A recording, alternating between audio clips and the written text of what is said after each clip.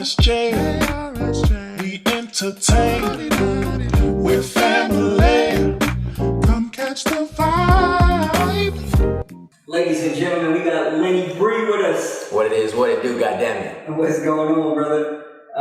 Let's get started, bro. First and foremost, how did you get into music? Man, it's a crazy long story. You want me to start from the beginning? Start from the beginning, bro. Alright, bet. So, when I was a kid, to begin, I was in the church choir. You know what I'm saying? So, Sunday school, I grew up out in the country. So, it's really like the vibe wasn't the same as in the city. It wasn't the same. It was a lot slower. You know what I'm saying? Like, we were excited to go on church on Sundays. We were excited to go sing in the choir. On Wednesdays, we would go to Bible study. We would practice singing. It would be choir practice. You know what I'm saying? So, from the very beginning, my relationship with music was very tied in with my relationship with God. You know what I'm saying? So those kind of go hand in hand when it came to me. And, you don't really realize it, especially as an artist, but there's phases. There's a lot of phases in your life. And if you look at it like periods of growth or like just periods where you're creating. Mm-hmm. So you got, you know what I'm saying? I'm a kid and I don't know anything about music. I don't know anything about fame and what the city has to offer. I'm just a kid in the country, you know what I'm saying? And I'm just singing for the choir. Mm-hmm. And then, I start coming up with my own songs in my head as a kid. And all I could think of was like, these songs are for God. You know what I'm saying? So then coming from that, like I'm not gonna lie to you, bro, it was dirt country. Like we didn't know anything about the city. Whenever I was like 10, my mom brought me over to the city. And it was a culture shock, you know what I'm saying? I came and I see skyscrapers, I'm thinking these hoes are all made out of glass and shit. I'm like, damn, like this place is the shit. Like I like the city, it's like I went to the future, you know what I'm saying? And I never wanted to go back to the country. After that, I was like, bro, I'm a city boy, 100%. So we're in the city, you know what I'm saying? I have an uncle. And this is around the time that Justin Bieber first came out. Mm-hmm. And Justin Bieber was popping, taking over the whole wave, you know what I'm saying? And my uncle had a recording studio because he was an artist as well. And he brings me in the studio. He's like, we're going to do some Justin Bieber shit. I'm like, all right, bet. So he wrote me a song and he gave me a little beat. And I hopped on it. And the track was called Have You Ever? And it was like, have you ever been around the world like me? And I'm singing in this high scratchy pitch like a little kid. And I'm like, have you ever? I'm telling you, bro, I shit you not, it was wild. And then we did a music video that was shot on his damn like fucking shitty camera. And it was just trash, bro. And so after that, I was like, damn, I don't know if I want to fuck with Unc anymore. He set me up. No hate, Unc, no hate. But yeah, it's all love. So fast forward, haven't done music, so if we're looking at it in phases, we got the choir phase so far, you know what I'm saying? Then we got the uncle phase where I was making the hits with the you know what I'm saying?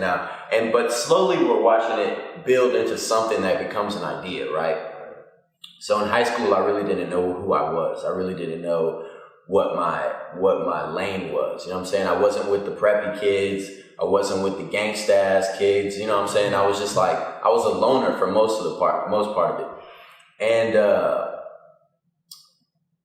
eventually I met this dude, and his name was Jeremy, bro. This man Jeremy he really did change a lot of shit because I was a captain of the wrestling team. That became my lane. I found the wrestling team. You wrestled? Oh, bro, you know how it is then. Wrestling brothers, you know what I'm saying? But so I was the captain of the wrestling team, and this dude Jeremy joins the team. He moves from West Texas, Pecos, and as the captain, I was I was tough on everybody. I was kind of like a bully type dude, but it was all love. You know what I'm saying? We were a team. So we're in the locker room one day after we finished practice, and this new guy comes in, and he's like, "Hey, bro, y'all mind if I rap for y'all real quick?" And I was like, "What the fuck, kind of weird shit? Like, who says that?" You know what I'm saying? And I was like, but at the same time, I'm like, fuck it. I'm gonna make fun of him or some shit. So I'm like, do it, bro. And so he goes off and starts freestyling about his whole life. Like, dude laid it all out there.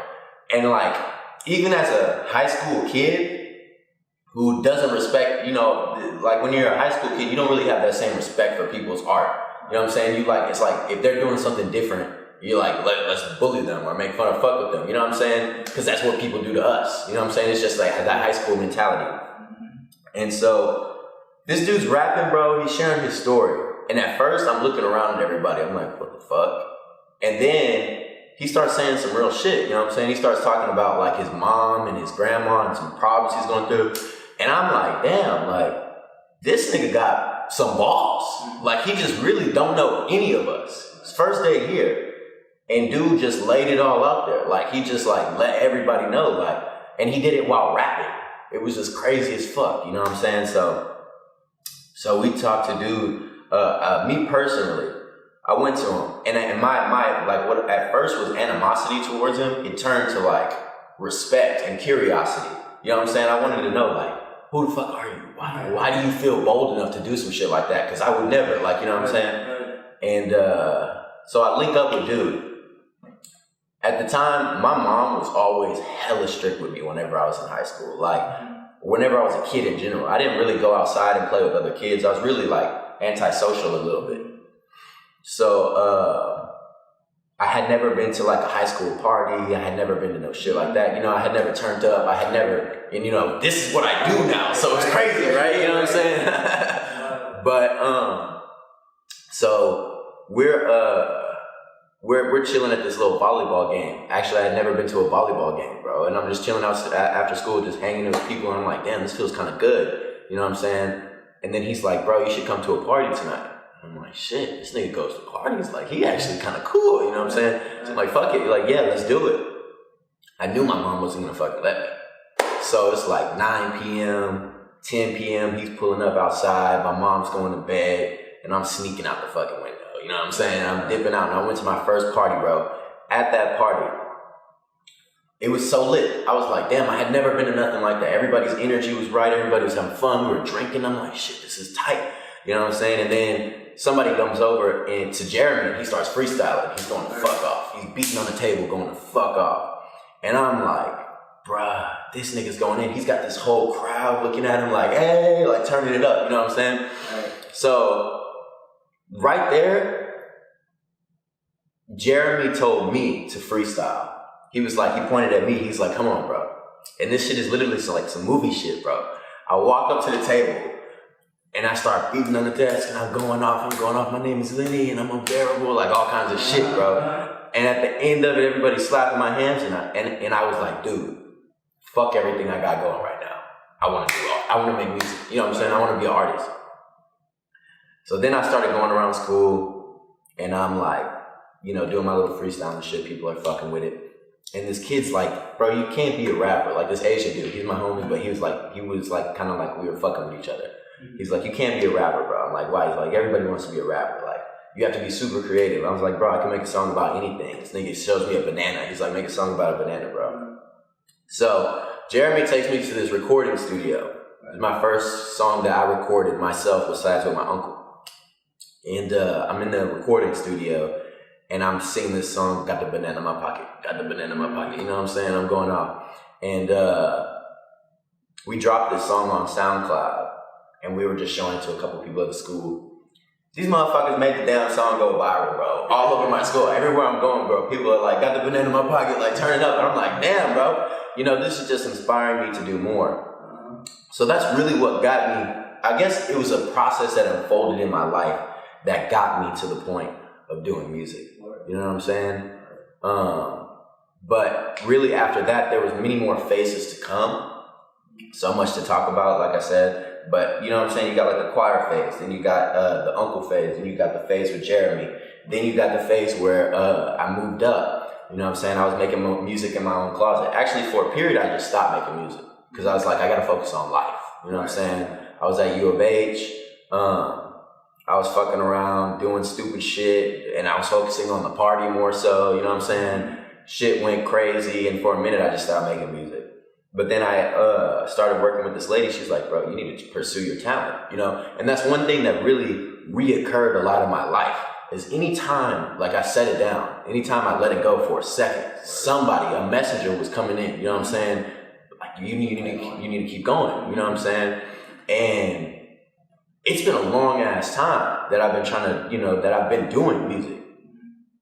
And it's crazy because I'm not the type of dude that can stick to something. It takes me, I don't have a lot of discipline. I'm a wild ass little kid. You know what I'm saying? So it's so when I get, when I see something that's been in my life for so long, it's like, this is what I was meant to do. You know what I'm saying? I can't let it down. Like the universe won't let me touch, anything else. It won't let me lay it down. It won't let me, no matter what I get into, radio, you know what I'm saying? Everything that I've gotten into, music just keeps coming back. And so I think that's something, when it comes down to it, it's like I didn't really get started in music. It's like music was made in me. You know what I'm saying? Music started my whole life. You know what I'm saying? Like I'm a part of music. I'm a fucking note in a song. You know what I'm saying? Where does that energy come from? Your music is like super high energy. Oh yeah, man. Shit. I think the energy comes from for years, bro. I was the outcast. I was like, I was always the late bloomer, or like, I always felt like I was different from everybody else. And it was always in a weird way. And I could never really grasp the social concepts that people have nowadays. You know what I'm saying? Like, when I fucking came to Houston, I didn't understand style. Like, these motherfuckers were wearing like South Pole and FUBU and shit like that. You know what I'm saying? And I'm like, what the fuck is this shit? I'm wearing fucking corduroy pants. You know what I'm saying? I got the fucking bell bottom, the fucking, you know what I'm saying? And you can never understand that shit. But the first day of my school when I was in Houston, I was in like 4th grade. I came to school, I had fucking 4 long ass braids, you know what I'm saying? Had the fucking corduroy pants on. I'm thinking I'm fucking drippy, you know what I'm saying? I walk in this bitch. First off, everybody thought I was a female. It was fucked up. But one of the first friends I made, his name was Cyrus, bro. And Cyrus wasn't particularly good at anything. Like, Cyrus wasn't popular for shit, except that he had this energy that people were attracted to. Like, and he didn't give a fuck about anything, but he gave a fuck about being happy. You know what I'm saying? He was smiling all the time. And this is a 4th grade kid, you know what I'm saying? He's making jokes, he's having fun, he's just living his best life type shit. And I noticed that people really cling to that. People, for some reason, if you're undeniably happy and you're just chilling in your energy, you know what I'm saying? You're just enjoying your vibe and you're trying to just open that up to people. You're not closing it off, you know what I'm saying? People fuck with that, you know what I'm saying? People respect that. People want to be around that because you make them happy, you know what I'm saying? You make them inspired. You make them feel like, damn, maybe I can forget about all this bullshit going on in 2020. You know what I'm saying? So I learned that from Cyrus.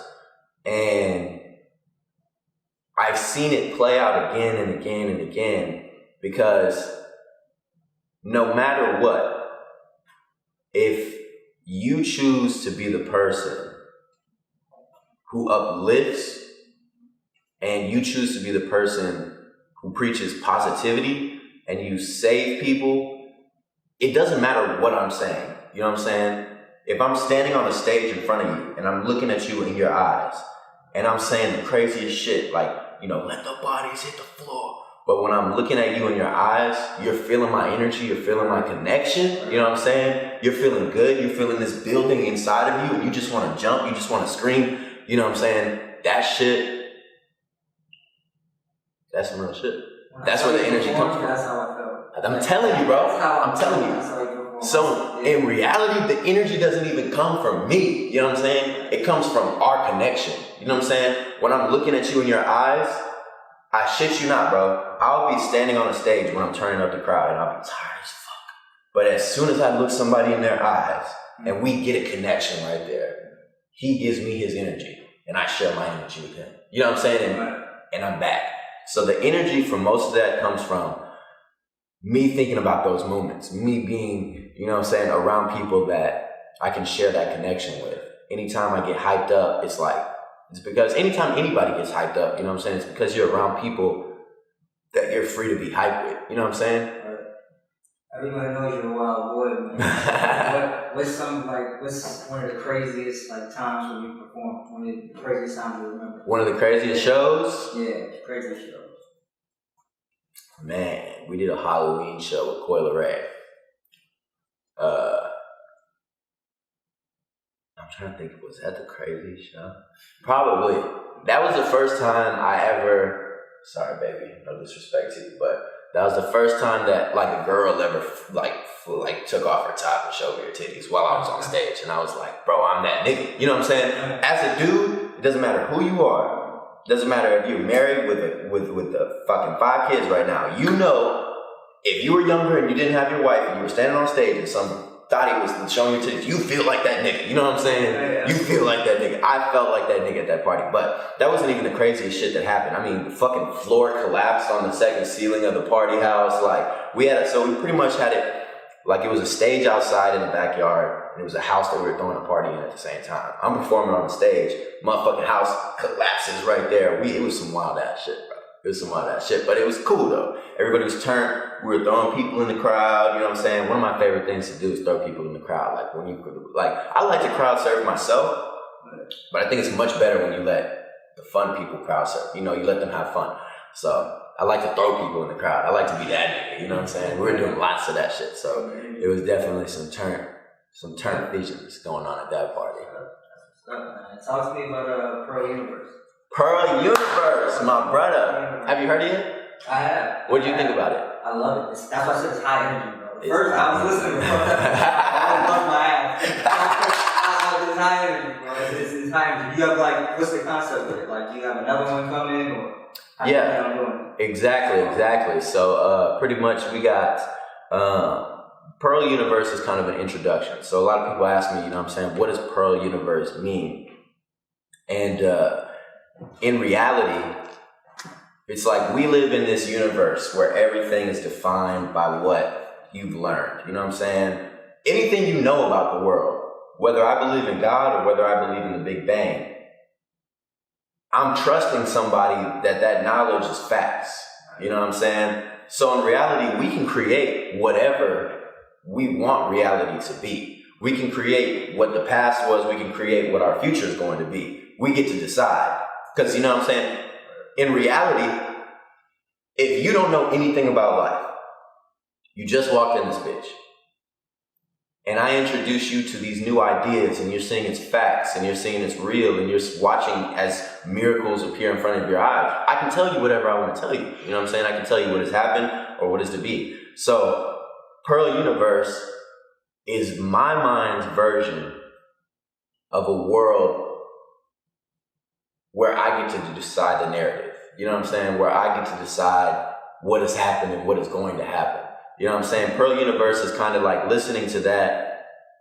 I was totally crazy on it. You know what I'm saying? We put ragers, we put vibe shit, soft shit. And this is something that people in the industry don't do. People don't fuck with that. I mean, I talked to so many people before I released this, and they were like, bro, you're going to release 4 tracks and they're all so different and weird. That's not gonna fucking go, you know what I'm saying? But I was like, that's why it's Pearl Universe, because this is my narrative. I get to decide, you know what I'm saying, what goes and what doesn't go. I get to decide when people hear this and when people don't. So Pearl Universe is the baby of the full version. So we got the deluxe edition that's gonna come out. We're gonna take all the current tracks on Pearl Universe right now. We're gonna boost them hoes up with a major feature, and then I'm gonna drop a shitload more tracks. And I'm just gonna give the people what they want, bro. And we're gonna grind it out, you know what I'm saying? So. What were you thinking about when you made Fucked Up? What was one thing? Oh shit, bro. You know it's real, bro. It's people, when I first decided to do this music shit, there was people who doubted me, or there was people who didn't doubt me, but they just weren't riding with me. And I'm asking them, you know what I'm saying? There's a lot of people right now who have been asking for support, and a nigga will ignore me, you know what I'm saying? Really just leave me right there. So whenever people started seeing that I was making connections, whenever people started seeing I was moving, you know what I'm saying? whenever I'm in the room working in silence. Nobody knows what's going on, but I'm with DC Youngfly and I'm with Jay Prince, you know what I'm saying? And I'm with Billy and all these other people, and people are looking at it and they're like, damn, this nigga might be doing something. You know what I'm saying? So then those same people who ain't shit, but I was asking for their support in the beginning, they see something they can gain from me and they come back. You know what I'm saying? And they're like, bro, I've been riding, you know what I'm saying? I've been sharing that shit. I've been jamming that shit every day, you know what I'm saying? And I'm really looking at these niggas like, nigga, you got me fucked up. You know what I'm saying? You got me fucked up. You know what I'm saying? So that shit, whenever that thought went through my head, I was like, bro, I gotta make this shit a song. You got me fucked up. And that's so whenever somebody's listening to Fucked Up, you know what I'm saying? Everybody's felt that experience. You've had those people, bro. You had those people where when you're on the bottom, ain't nobody fucking with you. But then whenever you do something special, people are like, oh, what are you doing? You know what I'm saying? Like, what you got going on? How can I support? Nigga, you got me fucked up. You know what I'm saying? Absolutely. That's hilarious. That's funny as hell. So in terms of, alright, so who are some people who showed you love? Like when you were coming up, how did that work out? Like who were some people who really were like, yo, I like what you're doing. I see you. Yeah. So I guess from the very start, bro. From the very start, whenever this shit really started popping off, I was working at the radio station. Right. So I'm working at 97.9.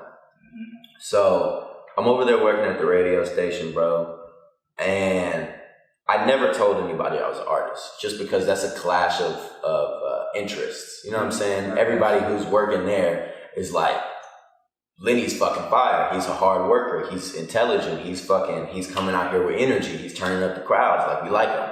But as soon as you introduce the part about, well, I'm also making music, then everybody's like, oh, this nigga trying to fuck us over. He's gonna fucking, you know what I'm saying? Like, he's not trying to be a real DJ. You know what I'm saying? Everybody stops fucking with you like that. So I always kept that private. And one day I was fucking with Keisha Nicole and Rob G, the General.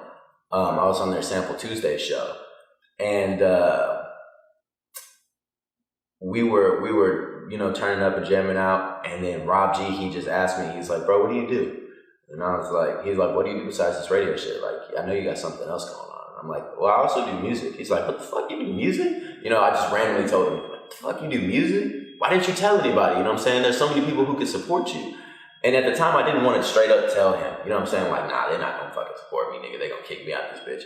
But he was like, he was really pushing me to let people know. So he was definitely one of the people who supported me at first.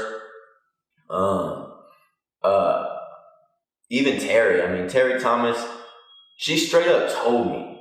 I came out with a track called Stardust maybe a year ago. And so this is the old shit. And she straight up told me, she was like, this is a hit. She was like, I'll put this on the radio right now, but you're not ready for it because there's the sex, the drugs, and the rock star lifestyle is gonna fuck you up. You know what I'm saying? And at that moment, as soon as she said that, I knew, you know what I'm saying? Like, I cannot use my radio to leverage my music. You know what I'm saying? Right. Because they're not gonna fuck with it. Right. They're just not gonna fuck with it. Even if they like the music, even if the music is really good content, it's gonna be hard to get that support. And so really, I guess in the beginning, it was really just moral support. It wasn't career support. It wasn't like, we're gonna help push you further. We're not gonna reach out because, there's plenty of people in a radio station who can make you like this next day. You know what I'm saying? But it wasn't really career support like that. But it was moral support. It was like, damn, Lenny, I like this song. You know what I'm saying? But in reality, I don't need that shit. You know what I'm saying? I need help, making my shit go. So really, I met my boy Nate Dogg, Baller Academy, which is the label. Yes, sir. Baller Academy Entertainment 2021. You know what I'm saying? We're coming hard. So, so I met my boy Nate Dogg. And originally, he was operating Baller Academy, which is a huge soccer program, who we pretty much take soccer to underprivileged kids, like in the hood and shit. You know what I'm saying? Because as a kid in the hood, what do you have to look forward to? You know what I'm saying? What do you have to show you that the world is different, that you can create your own narrative? So we decided that I was going to get on the team and be the apparel manager. So we started coming out with new ideas and shit. And somewhere along that way, me and Nate Dogg actually became like brothers, or we created a very special bond, you know what I'm saying? And in that bond, he became interested in my music, you know what I'm saying? And pretty much he kind of like threw himself out there. And I was telling him the other day, like, nobody had ever done that. Even the people at the radio, even the people that, you know, said they supported me, so many people, but nobody had ever thrown themselves out there and really just said, we're going to make you fucking go to where you need to be. You know what I'm saying? So he really did that. And honestly, he made a lot of career moves for me, introduced me to a lot of fucking people that now I'm in the position where I can be. You know what I'm saying? And then, you know, you also got my girl, of course, Adele Bonnie, Deli B. You know what I'm saying? She was always supporting since the first day I met her. I was on fucking stage, bro. I was turning up the crowd. This motherfucker got on the goddamn stage and said, "What, you can't handle this?" I'm like, "Oh, shit." I'm like, "Oh, shit." You know what I'm saying? Hey, it's love at first sight. Hey, real shit. But yeah, man. Yeah, she's really been a rider for me.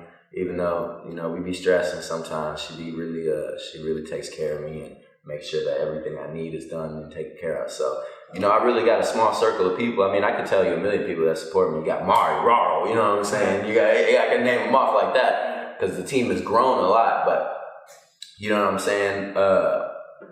The circle that I have, I wouldn't say it's huge at all. But right now it's growing for sure. And it's like, for a long period of time, I was pissed off that nobody wanted to support, you know what I'm saying? I was pissed off that nobody wanted to come and help me out, but I realized, like, nigga, you gotta get over that shit if you're gonna move forward, you know what I'm saying? So, people who can help me, people who can offer things, you know, a lot of those people have been forgiven because they've seen me in a new, different light, you know what I'm saying? And coming from somebody who's up somewhere, when you look at somebody who's asking for a handout or asking for help or asking for support in a way, and they don't really have anything to offer you, you know, it's not really a win-win. You know what I'm saying? So now that I've come up a lot and I can offer more to other people, I'm able to build that team more and create a bigger circle. So that's really what we're moving on right now. Where do those rock star influences come from? That kind The rock star influence? That kind of, that sound, man. I feel that when I listen to you. Hell yeah, bro. Hell yeah. I want to just play guitar. You want to fucking rock out? Yeah, I feel you. That's one thing that I fuck with, man. I think that, you know, some people can consider the music hip hop, but I feel like it could also be considered, some of it could be considered alternative rock, bro. Whenever I was young, before, I never remembered there being like a lane like this before. It was always like, either people fucked with like Lil Wayne and they fucked with hip hop and he was the closest you got to rock, you know what I'm saying? Or they fucked with like 3 Days Grace and fucking Linkin Park was the closest you got, you know what I'm saying, to being over here on hip hop. But there was never an artist that blended it together. And then we fast forward, like, when X came out, I was fucking in the car with my homies, bro. And these were guys I was actually making music with at the time. And we're riding, they're like, bro, you gotta hear this new track that just came out. And I just hear it coming in with the banging ass 808s, bro, and the heavy kicks. And this motherfucker's got me feeling it. I'm feeling energy, you know what I'm saying? I'm feeling like I'm turned up. We in the car, we got this bitch jumping, you know what I'm saying?